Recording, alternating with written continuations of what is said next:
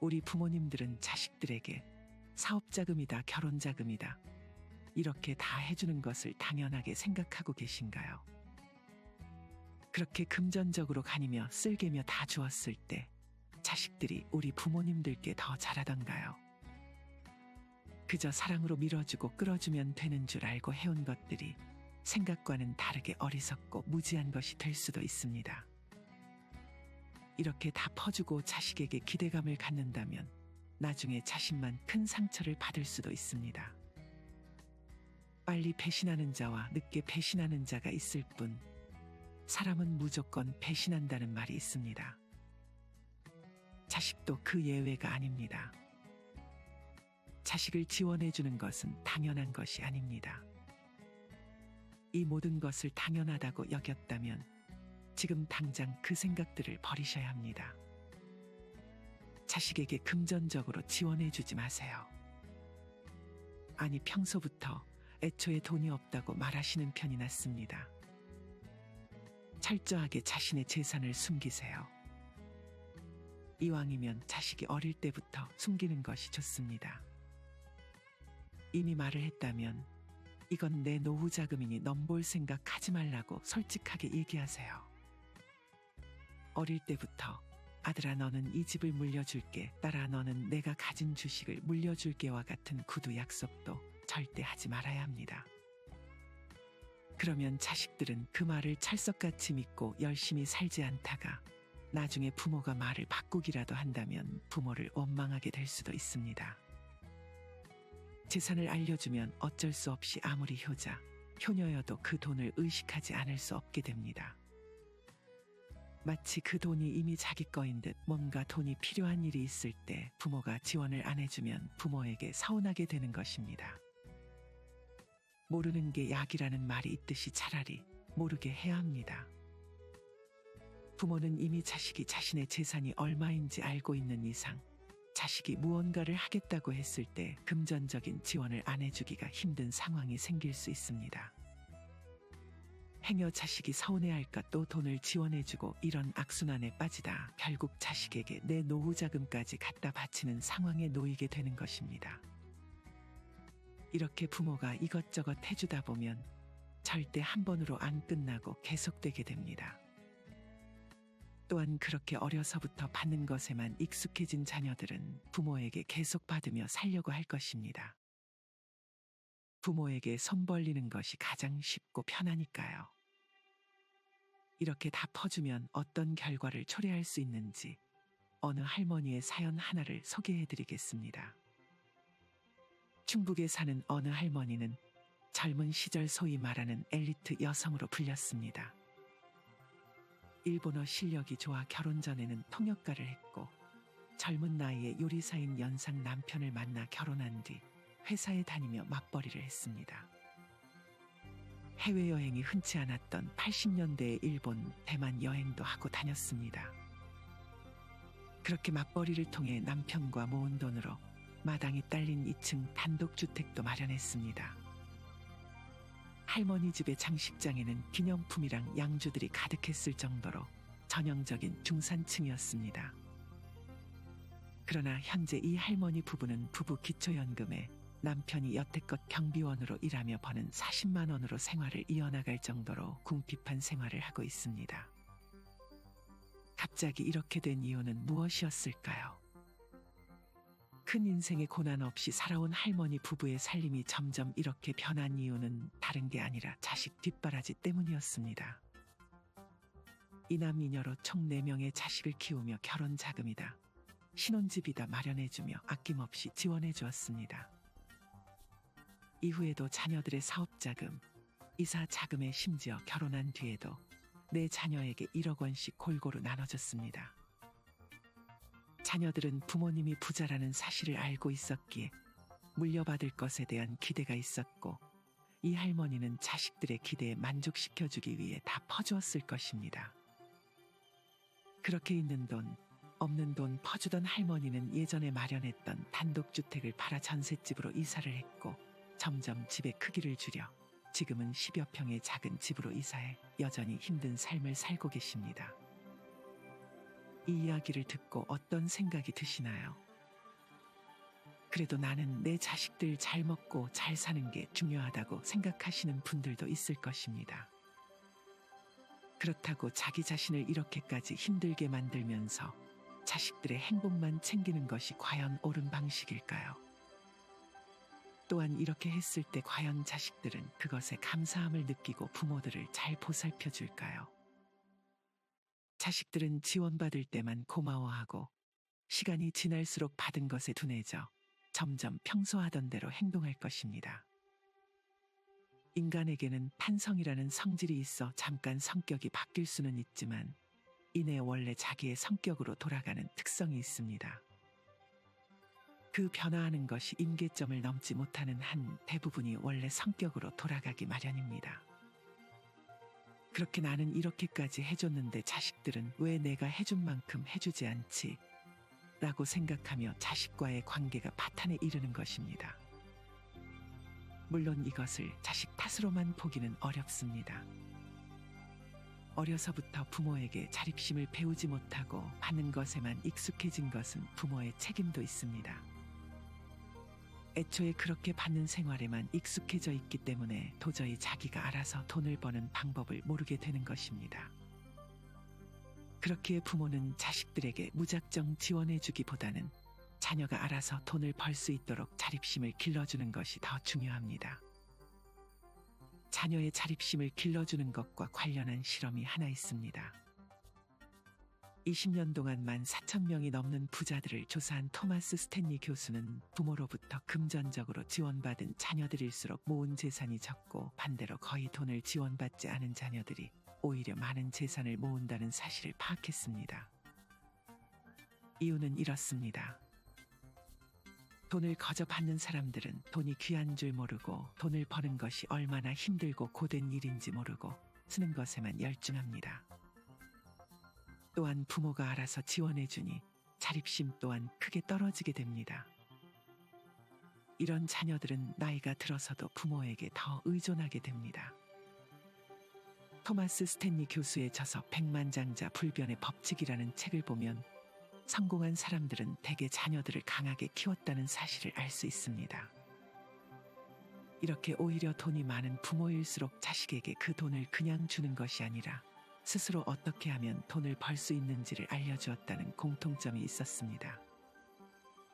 여기서 알 수 있듯이 다 퍼주는 것은 오히려 독입니다.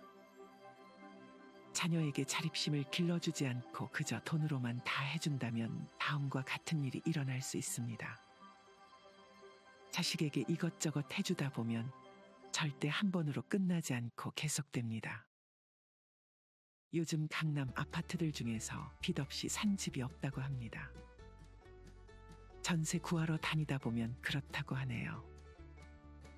그 이유가 예전에 무리한 대출로 집 산 사람들이 있어서이기도 하지만 돈 많은 할아버지 할머니들이 집을 두어 채 사두시고 자식들에게 하나씩 물려주려다 생긴 일이라고 합니다.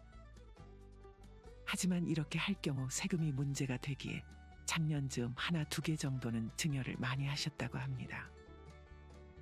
그렇게 자식들 이름으로 넘겨주니 자식들이 다니던 회사를 관두고 다른 사업한다고 증여받은 집을 대상으로 담보대출 받았답니다. 이 이외에도 아버지 공무원 연금으로 빚잔치한 아들 이야기가 있습니다. 이 아들은 그 귀하디 귀한 아버지 연금을 빌리기 전에 자기가 나중에 돈 벌어 부모를 다 모시겠다고 말했답니다. 결과는 어땠을까요? 당연히 아들은 그 약속을 지키지 않았습니다. 사람 욕심이란 게 참으로 무섭습니다. 이런 경우 말고도 2억을 현금으로 주면서 결혼시킨 집도 있고 여러 가지 안 좋은 케이스들이 많습니다. 부모야 자식을 생각하는 마음에 그리고 자식이 좀 더 쉽고 편하게 살라는 마음으로 그러시겠지만 그런 좋은 마음이 오히려 자식에게는 독이 될 수도 있습니다. 그러다가 부모 자식 간에 싸움 나기도 한답니다. 하지만 이게 한편으로는 다 부모가 자식을 경제적으로 독립시키지 못해서 생긴 일이 아닌가 싶기도 해서 답답한 마음이 들기도 합니다. 부모님들 자식들 애틋한 마음 그만 접어두시고 힘들게 산다 하더라도 너무 주지는 마세요. 돈 벌기 어려운 거 알아야 부모 돈도 어려운 줄 안답니다. 저는 이것에 100% 공감합니다. 자립심을 길러주지 않고 돈만 주게 된다면 그 돈 소중한 줄 모르고 막 쓰고 다니다가 계속 부모에게 손 벌리는 경우가 부지기수입니다. 그렇다면 어떻게 자녀들에게 자립심을 길러줄 수 있을까요? 몇 가지 방법을 알려드리겠습니다. 첫째로 아무리 돈이 많다고 하더라도 자녀들에게 절제하는 법을 가르쳐 주어야 합니다. 여기서 주의할 점은 아이들에게 말로만 절제하라고 하고 정작 본인은 막 쓰고 다니면 안 된다는 것입니다. 아이들은 부모의 행동을 많이 모방하기 때문입니다. 말과 행동이 다르면 설득력이 떨어질 것입니다. 둘째로 아이들이 착한 행동을 했을 때 돈으로 보상하지 않는 것입니다. 그 아이들은 처음에는 그 행동을 좋아서 했음에도 그것을 했을 때 보상이 주어진다면 이후에 아이들은 이제 그 행동이 좋아서가 아니라 뒤에 받는 보상이 좋아서 그 행동을 하게 될 것입니다. 그러니 그 행동 자체에 대한 격려와 칭찬을 해주는 것이 좋습니다. 셋째로 부모가 부자라는 사실을 알아차리지 못하게 하는 것입니다. 아무리 착한 자녀들이라도 부모가 부자라는 사실을 알게 되면 그것을 믿고 내가 열심히 살아야겠다는 마음이 들지 않을 수도 있습니다. 그렇기에 부자라는 사실을 철저하게 숨겨야 합니다. 앞서도 얘기했듯 자립심을 길러주는 것이 중요합니다. 넷째로 자녀가 성인이 되었다면 자녀의 문제에 참견하지 말아야 합니다. 자녀가 부모의 뜻과는 다른 길을 가고자 할 때 이에 동의하지 못하는 부모들은 왜 자기 말을 안 듣냐며 자기 생각을 자녀들에게 강조합니다. 이런 부모들은 기본적으로 자녀 양육에 대해서 사랑이나 애정, 희생이나 헌신이 아니라 도리어 투자의 관점이 반영되어 있는 것입니다. 자녀로부터 보상을 얻기 위한 심리가 내포되어 있기 때문에 이런 행동을 하는 것입니다. 물론 때로는 부모의 판단이 자녀의 판단보다 더 정확한 경우도 분명히 있기에 부모의 반대를 경청할 필요도 있지만 한편으로 때로는 자녀의 판단이 부모의 판단보다 더 정확한 경우도 있습니다. 그런데 그 반대한다는 이유가 내가 그 선택을 하면 인생이 망할 테니 부모로서 내 자식의 인생이 망하는 꼴을 두고 볼 수는 없다 는 합리적인 이유가 아니라 그동안 내가 너 키우면서 들인 돈과 시간 전부 도로 내뱉어라 라면 이는 비판의 여지가 분명히 있습니다. 게다가 자녀를 독립된 인격체가 아니라 자기 명예 관리를 위한 장기판의 졸개 정도로만 여기는 정도라면 상황이 심각해집니다. 일반적으로 현실에서는 일부 예체능 분야에서도 많이 나타납니다. 부모가 자녀를 고액의 비용을 들여가며 바이올리니스트, 피아니스트, 성악가 등의 진로로 프리패스로 보내놨더니 마지막 순간에서 자녀가 그 모든 것을 내버리고 이제 그만 나는 내 삶을 살겠어요 라고 나온다면 어떨까요? 이 상황에서 부모의 머리에 한 학기 1천만 원 등록금이니 유명 연주자와의 연주를 만들기 위해 백방으로 뛰던 시간이니 하는 과거의 기억이 떠오른다면 내가 널 어떻게 키웠는데 이 말이 튀어나올 가능성이 100%입니다. 운동선수의 경우는 높은 확률로 스카우트 분쟁이 벌어질 수 있습니다. 배구선수 문성민의 드래프트 거부, 해외 이적 파동이나 김연경 선수의 터키리그 진출 과정에서 구단에서 방해질을 한 것 등이 여기에 해당합니다. 비인기 종목 등에선 해당 종목의 협회가 선수 출전권이나 국대 선발권을 마음대로 이용해서 선수들을 찍어 누르는 이유가 이런 사태를 막기 위해서입니다. 특히 대학교 선수들이 이런 것에 많이 시달립니다. 또한 의외일지 모르지만 부모가 고학력자일 경우에도 종종 이런 일이 있습니다. 자신의 저학력 부모에 대한 마음속 비난이나 각종 사유로 인한 경력 단절로 인한 좌절 등이 자기 자녀에게 아낌없이 퍼부어져서 애정이라는 이름의 집착으로 자녀를 올가매는 것입니다. 헬리콥터 부모라고 불리는 인물들의 자녀가 이런 케이스인 경우가 많습니다. 공부를 잘하는 것과 자식을 잘 키우는 것은 별개인가 봅니다. 부모들은 자녀들과 세대가 다르기 때문에 생각하는 가치관이 다를 수 있다는 사실을 먼저 인지해야 합니다. 내가 맞다고 생각하는 것이 자녀들에게는 정답이 아닐 수 있습니다. 무조건 강요하기보다는 자녀들이 직접 문제를 겪고 해결할 수 있도록 하는 문제 해결력을 길러주는 것이 중요합니다. 마지막 5번째로 자녀들의 작은 성과에 많은 칭찬과 격려를 아끼지 않는 것입니다. 자녀에게 이것저것 다 퍼주지 말고 그런 행동을 했을 때 느껴지는 뿌듯함, 성과 위주로 격려하는 것이 좋습니다. 돈을 버는 것 이상의 무언가를 가르쳐 주어야 합니다. 돈이 전부가 아니라는 사실을 어릴 때부터 알려주는 것이 좋습니다. 가장 좋은 것은 부모가 자기 정체성으로부터 자녀를 분리시키고 자녀의 독립된 인격을 존중하고 자유의지를 보장하게 하는 것입니다. 그 과정에서 부모가 충격을 받는다거나 불안해할 수는 있습니다. 몸져눕지 않도록 자녀가 도움을 줄 수 있으나 결국 부모 마음먹기에 달릴 수 있습니다. 이를 잘 극복한 부모는 자녀에 대한 불필요한 집착이 줄어들고 자녀를 놓아줄 수 있게 됩니다. 쉬운 것은 절대 아닙니다. 그러나 못할 이유도 없습니다. 이렇게 자녀들에게 자립심을 길러주고 부모는 남은 인생을 자식에게 의지하지 않고 혼자서도 잘 살아갈 수 있도록 연습해야 합니다. 왜냐하면 이제는 시대가 부모를 직접 부양하지 않는 방향으로 가고 있기 때문입니다. 지금 세대의 자녀들은 부모 부양에 대해 어떤 생각을 가지고 있을까요? 한국보건사회연구원이 지난해 총 7,800여 가구를 대상으로 조사한 결과 부모 부양의 책임은 자식에게 있다는 의견에 응답자의 3%가 매우 동의한다, 18%가 동의한다고 응답했습니다. 21%만이 자녀의 부모 부양 책임에 동의한 것인데요. 반면 반대 의견은 49%를 넘으며 절반에 육박했습니다. 저소득 가구원과 일반 가구원 모두 찬반 비율에는 큰 차이를 보이지 않았습니다. 지난 2007년 같은 조사에서는 매우 동의와 동의를 합쳐 52%, 반대 응답은 24%밖에 되지 않았습니다. 15년 만에 동의 응답은 절반 넘게 줄어든 반면 반대 응답은 2배 넘게 늘어난 겁니다. 가족관이나 성역 갈등에 대한 인식이 크게 달라졌음을 보여주는 것인데요. 노인이나 자녀의 돌봄 부담을 오롯이 가족이 졌던 과거와 달리 사회나 국가의 책임에 대한 인식이 커진 것으로 보여집니다. 이렇듯 이미 부모 부양을 부정적으로 보는 의견이 많아졌습니다. 돈을 많이 물려준다고 해서 이미 이렇게 되어버린 사회인식을 막을 수 있을까요? 이제는 정말 자식이 부모의 노후를 책임져주는 시대는 것 같습니다. 요새 요양원에 대한 관심도가 급속도로 올라가는 것도 하나의 증거입니다.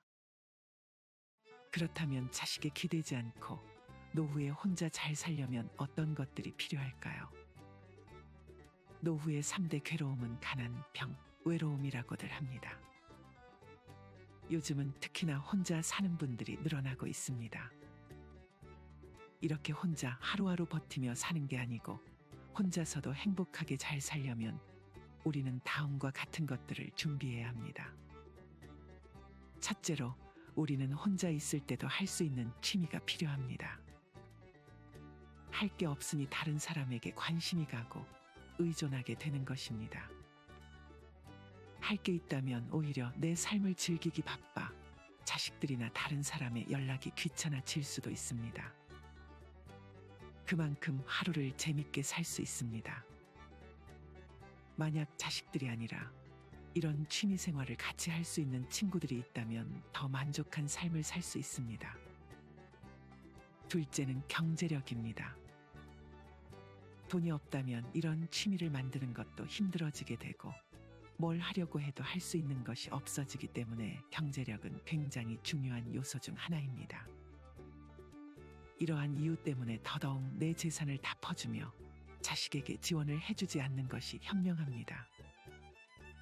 사실 나이가 들수록 돈을 벌기가 힘들어질 수도 있습니다. 그렇기 때문에 한 살이라도 젊을 때 모은 돈들을 자식에게 주지 말고 잘 아껴가며 생활하는 것도 중요합니다. 세 번째는 건강입니다. 건강하지 않다면 사는 것이 서러워집니다. 건강은 노후에는 필수적인 요소이며 앞으로도 많이 강조를 드리려고 합니다. 건강해야 취미도 만들고 하고 싶은 것을 할 수 있습니다. 건강은 아무리 강조해도 지나침이 없습니다. 우리 부모님들 아무리 힘든 일이 있더라도 꼭 건강만큼은 챙기셨으면 좋겠습니다. 오늘은 자식에게 기대지 않고 노후에 행복하게 지내는 법에 대해 이야기를 드렸습니다. 부모님들은 내가 낳은 자식은 절대 배신 안 할 거라고 하지만 이렇게 자식에게 내 인생이 좌지우지되게 놔두는 것보다 내가 혼자서도 잘 사는 방법들을 조금씩 연습해보면 어떨까요? 이상으로 오늘의 영상을 마치겠습니다. 우리 모든 구독자분들의 행복한 노후를 응원합니다. 다음에 더 좋은 영상으로 찾아뵙겠습니다. 감사합니다.